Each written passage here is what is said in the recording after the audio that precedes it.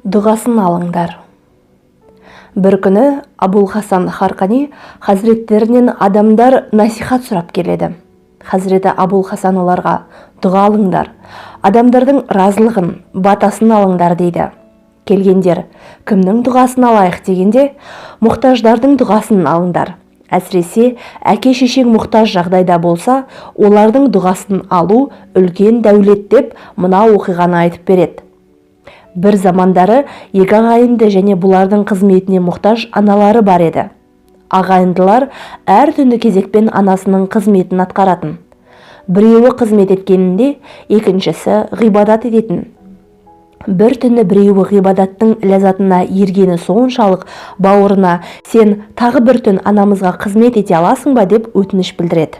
Бауыры келісіп, түні бойы анасының қызметін атқарғанында бұл түні бойы ғибадат етеді. Таңға жуық ұйқысы қысып, көзі ілініп кетеді. Түсінде: бұл істе бауырың олжалы шықты және бүкіл күнәлары кешірілді деген дауыс естиді. Ал менің күнәларым ше?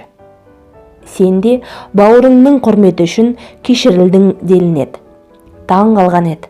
Мұның хикметі не болды екен деп сұрайды.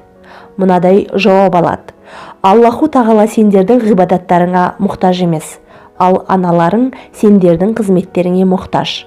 Оған қызмет ету нәпіл ғибадаттан да артық сауапты іс.